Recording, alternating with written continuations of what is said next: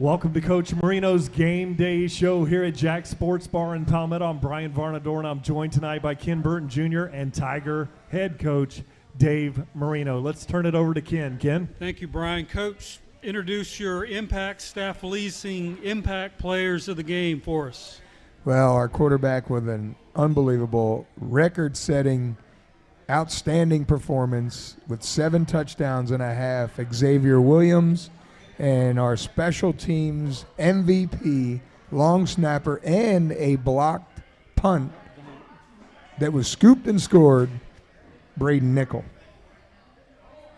All right, thanks, Coach. And Coach Marino, let's get right into the action here and talk through some of the highlights from the November 15th Class 6A Region 3 final game with the Charlotte Tarpons.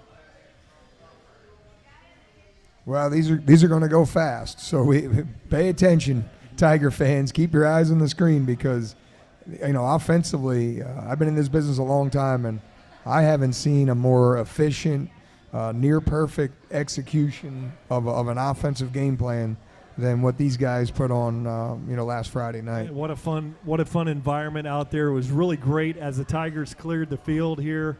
The fog machine came out, and there was a fog that hung over the field right before the game, very ominous, and it was such an exciting night at Harley Stadium. Yeah, the kids were fired up, that's for sure. They were laser sharp in their focus and execution, both offensively and defensively.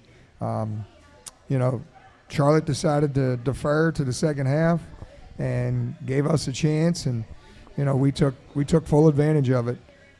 They sky kicked it. They didn't want to give LeJante a chance to return one, so starting on the 30 and right out of the gates, just great pitch and catch there, and great blocking as usual on the perimeter by LeJante and Kobe, and Kurt goes out and makes a big play there, gets the engine cranked up, and here it is. What a catch by Kobe Mays.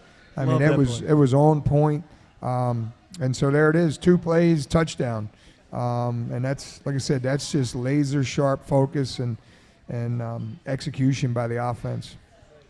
Rafael Gonzalez does a great job as always, getting them deep, lands it on the 1. Technically, I think his foot was on the goal line, but usually our kickoff team does a better job than this.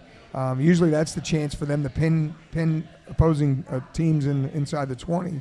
Didn't happen there, so they got good field position.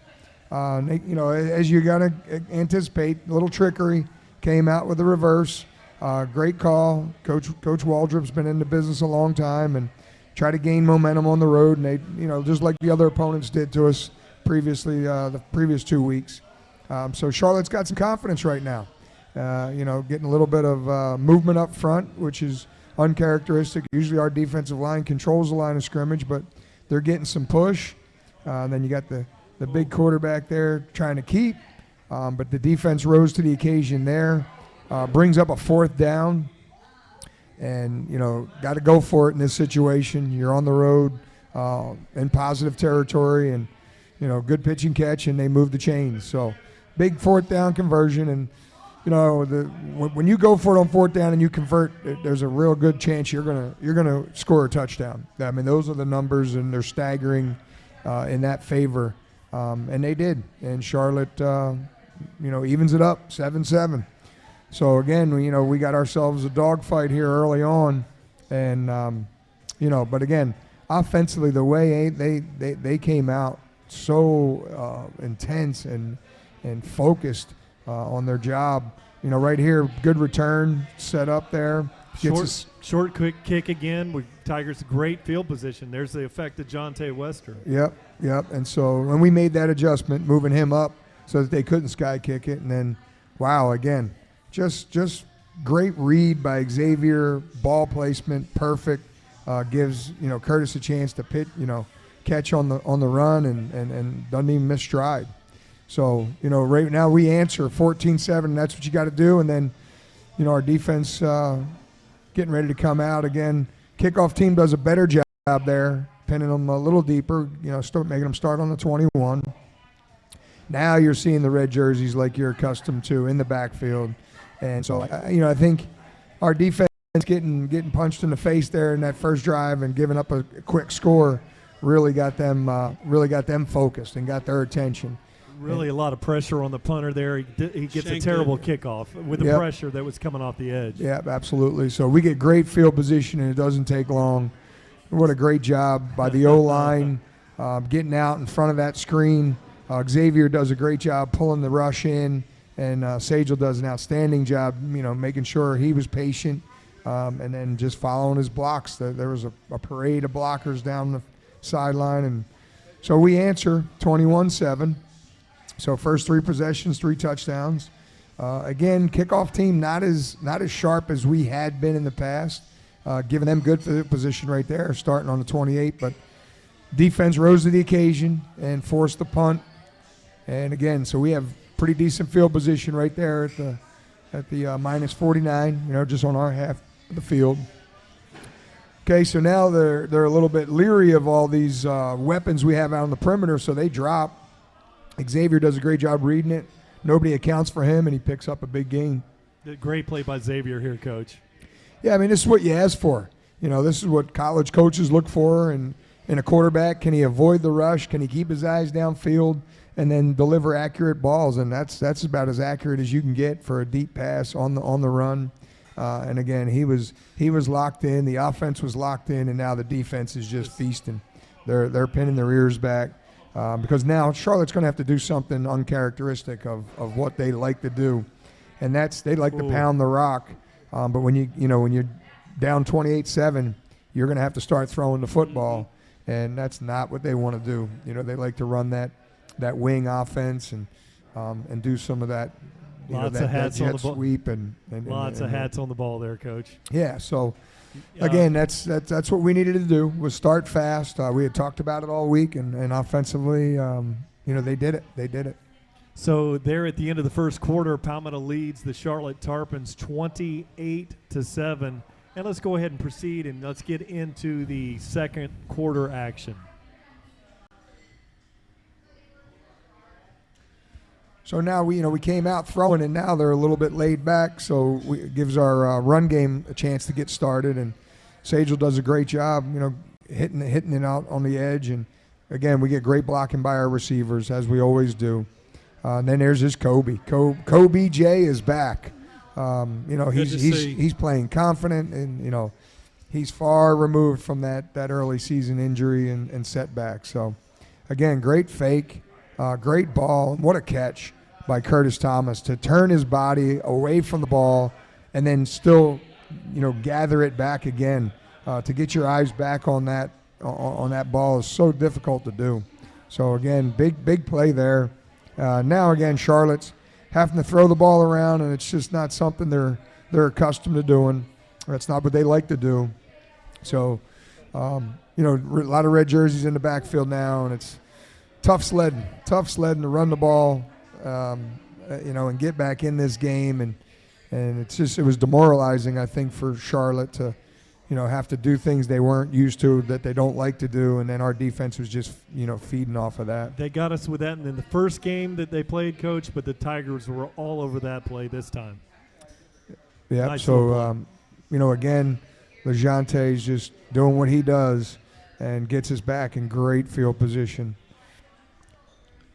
And that's big. That's very big for us to have that field position. And then again, CT Magic. Wow, what a big. I think I want to say that was third and at least 20, 22 yards to convert. That was just a great third down conversion. And when you convert third downs and when you convert especially fourth downs, you have a very good chance of scoring touchdowns. And so, again, Sagel with that punishing run, just breaking their will and spirit right there again. What a run up the middle. That's just a gut punch to Charlotte's defense, and we got them on the ropes here, and then what a ball. Nice. I mean, that's just throw. LeJonte with a great route, great protection up front by Ryan Cotton and Quentin Good coverage Zanders over and, there didn't matter. Kaiwan Smith and just great. So again, that's tough. 42-7. Again, that's not where Charlotte wants to be. That's not where they've had their success throughout the year. And so now it just gives our defense even more opportunity to put pressure and then go make plays. Great pitch and catch there, though. You got to give Charlotte a lot of credit. They attacked, our big-time DB, corner, and Day Hill. But, that's what happens. And I told Day on the sideline, I said, hey, the best of them, I don't care if it's Deion Sanders or you name any great corner, everybody's gotten beat. And I said, the beauty is you come back and you get an interception and everybody forgets. Well, I didn't know he was going to get an interception for a touchdown. So it was good to see him respond that way. But, again, a lot of red jerseys in the backfield, led by Quentin Rue and Miles Ormsby and Floyd Dozier and Kevion Williams and, Jordan Renault. It's just, a relentless front seven, if you will. But like I said, up front, that D-line's doing a great job. So here we go again. Kobe J with another big catch. Great throw. Again, can't say enough of how well Xavier played and how well the receivers, again, so unselfish, blocking for one another. Great pickup there, overcoming a penalty. Curtis Thomas had a heck of a game. 2-minute drill going on here, Coach. Beautiful. Yep, and just great hard run by Sagel. So many yards, so much yardage after contact, but the way Sagel runs and finishes runs, and that's big, giving us a chance right here. And what a dime! I mean, that's an unbelievable. That's great coverage. That's great coverage to be down 42-7, and then like I said, and to have that happen to you as a defense, it's just got to be a crushing blow to them. Right here. It's just, again, outstanding effort by our offensive line and running backs protecting and Xavier, making the great throws and then defensively doing what they're doing, just feeding off our momentum. And, Coach, I wanted to say, again, throughout the season, the staff there, 2 minutes and 42 seconds. You got 3 timeouts in your pocket. You're able to execute the 2-minute drill, something that you have always done a good job of managing the timeout situation, which puts us in the position to get that, critical last touchdown, 49-7. And now our great sponsor, Impact Staff Leasing, presents the Impact Players of the Game interviews with Ken Burton. Ken? All right. Thank you, Brian. First one, we have Braden Nickel. Braden, we have seen you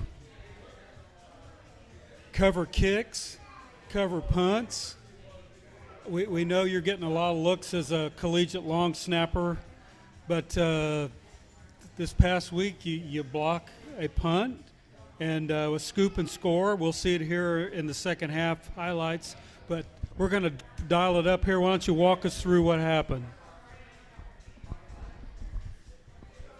I saw that they didn't have the blocker to my side, so I just read it, and as soon as the ball was snapped, I took off and I blocked for the point of his foot, so that's where the ball was coming off, and I blocked it, and I was looking for it, and I seen Rue right there, and he picked it up and turned around and started blocking. So as an unselfish teammate would, and that's the beauty of this team. They are so unselfish. There's just a trust and a love with one another. They do a great job for each other. Yeah, watching the replay, it was neat to see how you were celebrating, and you just blocked a kick and didn't get the score. But you were so happy that you got the score as a team. And then Xavier, you've been here several weeks here with us. 7 TD passes in one half. I think if you 20 years from now you told somebody, hey, I threw 7 touchdown passes in a half, they wouldn't believe you. But we did it. We just saw the first half. We want to walk through the first one, which set the tone for the game. With that quick, we had several quick strikes, but the first one really set the tone. So let's walk through that video, Christian, and tell us what happened. And it was to Kobe Mays. On this play here, I got the play fake with Sagel. It brought the linebackers in, so my only read was Kobe's slant. And I also had Jonte's slant coming underneath. I was looking at the safety, and depending on where he was playing was going to determine who was going to be open. And Kobe ran his slant a little deeper, which is great by him, and it opened up a huge window because if you watch film, the safety came down hard on Jonte, and then he ended up slipping, and then that little window just came open for him. And once he caught the ball, he just does what he does, and he scored. We've been pulling for Kobe all year. I'm just happy to see him score 3 touchdowns that you threw to him, so very good. Let's run that other play, the second one to Kobe. That was for him. He's not here with us tonight, where he puts the fake on the guy, and he's wide open down the sideline. It was the second score. Here we go. This one here, it was a play that was going to be open for Jonte, and the way it was, my pocket presence, I thought Sagel was about to get hit by a guy. That's why he was so close to me. So I ended up just stepping up in the pocket, and I was going to go to Kurt, and I seen Kobe put his hand up and keep running, and that means, he was open, and I just threw it to him. It's something we rep a lot in practice in terms of, finding open holes when I'm on the run, and, practice made perfect, and that's exactly what happened on that touchdown there.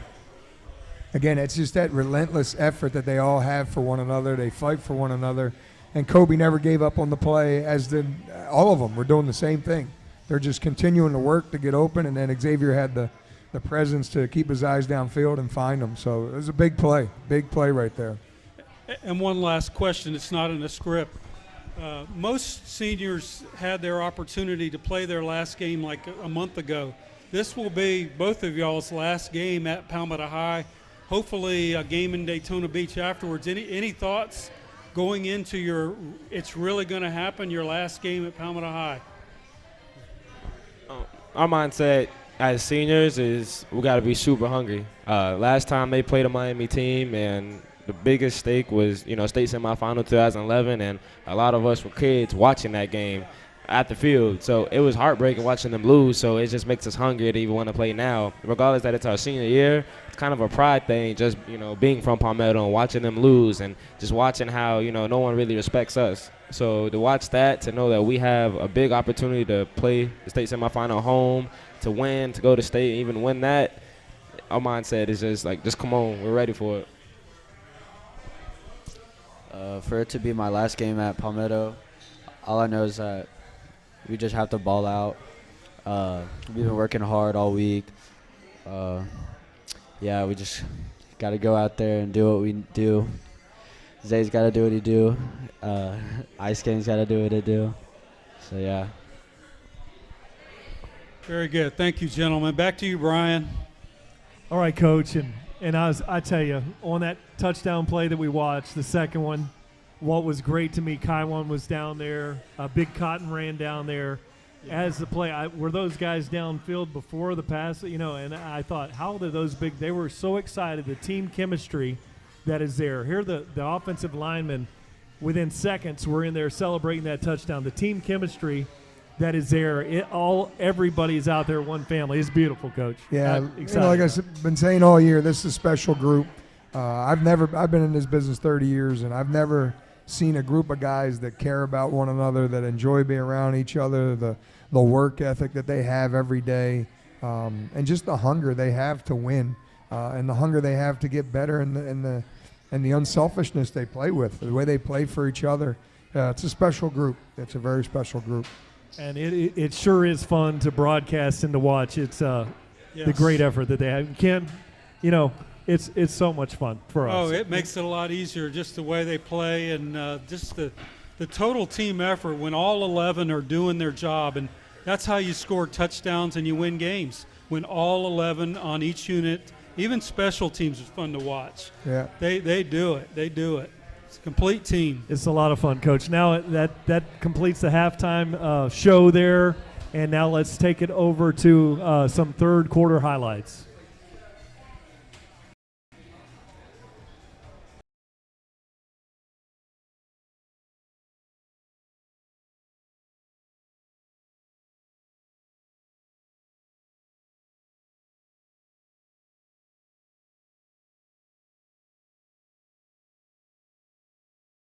We've been talking about all postseason is just giving yourselves a chance. But right there, great open field tackle by Raekwon Crawford. This first drive, we still have some starters in there. Good job by Ellison right there. Forcing it inside. We just need some more pursuit. from the back end, coming from a safety spot. But again, red jerseys in the backfield and good coverage there. Damon Hill doing a great job. Like I said, he got beat that first time early on, but he responded well. And then here's another. Looked like it was short. It looks like he came back for the ball, but they gave him the generous spot. So, Charlotte's, a lot of pride over there. They're not going to give up. They're not going to quit. But again, our defense rises to the occasion and, shuts the door on them. Big third down there. Great pressure in the backfield by Kendall Reynolds, and then there it is. Damon Hill. What a eye for the ball and skill he has. His ball skills are second to none. And then, like I said, finishing it with the pick six. Just so happy for him that he could respond the way that he did from the time he got beat early on in the game. And again, defensively, getting some younger guys in there now. We got Jeremiah Jackson at corner, senior who's done nothing but everything we've asked him to do. He's been a great teammate. Sure, it's going to be sad for him, playing his last game along with all the seniors. Great effort there. Just by so many of our guys. That's Ruben, Jalen Wester, and then Ruben Stamp is another. Yeah. And then there's Nickel. Just when Charlotte thinks the Tigers are done, we let out a growl again. Look how excited he is. 100% effort. Just 100% effort. And so excited for him to get that. He's worked so hard on special teams and been our true leader on special teams. He's really good, Coach. Yeah, so he just gets off the ball. They don't think he's going to go full speed, and he does, and he gets in there. So, again, great effort by all the Tigers. Top to bottom, everybody got a chance to participate in that win, and just so happy for those guys. It's a great way to win a championship.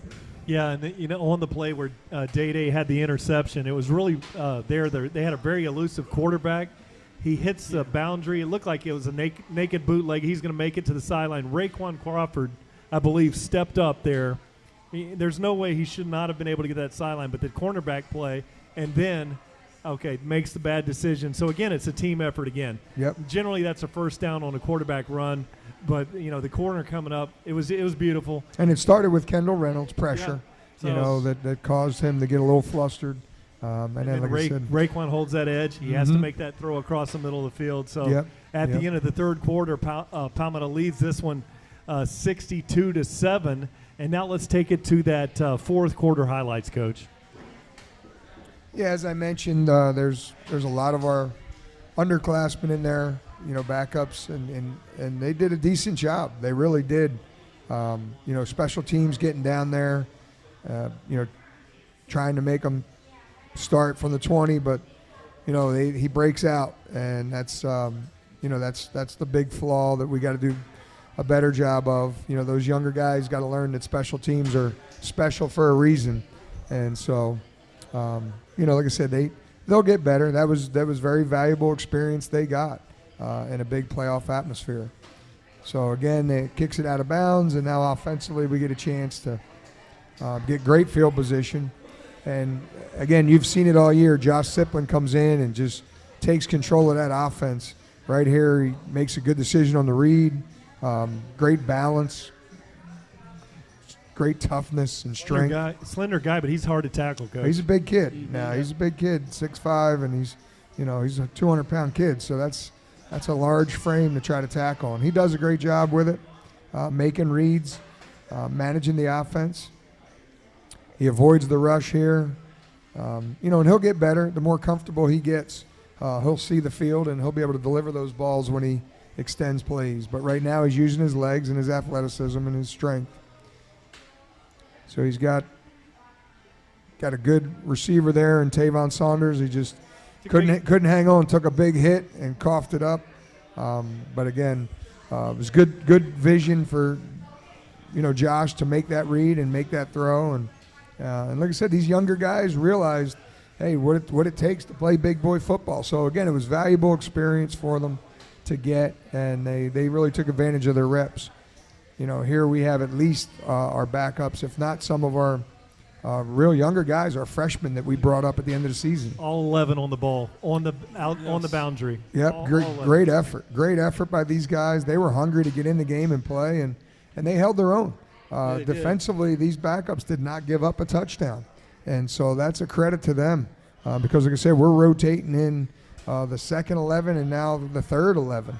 So we went deep, right there, giving us a chance. That's a great job by a freshman in Jaden Dunbar. So that's good stuff. Nate Dawes is another freshman that we brought up at the end of the season to, like I said, to give our defense a chance to go back and then make this play. You got Riley Jackson and Gabe McDuffie. So you have, like I said, you have a lot of these young kids coming in, and right now it's a matter of pride to see their pride, right here down in the red zone and stop them from getting in. Again, it's gonna bode well for the future for Tiger Nation, and so I couldn't be more excited and happy for those guys to get a chance to get in there and make big plays and stop them and seal the deal. So the final score of the game, your Palmetto Tigers 62, Charlotte 15. And with that, I'm going to turn it over to Ken. Ken? Yeah, just some post-game. It was just a matter of time, Coach, before the kids would those first two playoff games were a little rough where they were not all in sync. It was just a matter of time that they would step up, and I thought it was a perfect storm Friday night. Charlotte was playing their sixth straight road game, which we're going to talk about playing at home this week. And the week before, they survived a four overtime game in Lake Gibson. So I think with the early passing strikes, it was quite apparent they just had run out of gas. So this will be our fifth consecutive home game. It's been nice playing at home. Do you think those first two playoff games, had we played on the road, do you think we'd still be playing? Well, I've been on both sides of it, and it's obviously better to play at home and not have to travel, but it can be done. And, when I was at Southeast in '98, we went on the road for the first three rounds. Yes. And then we were fortunate enough to get a fourth round game, the semifinal game at home. But yeah, it's difficult. It's definitely difficult to do. It's not easy. It's not been done a lot.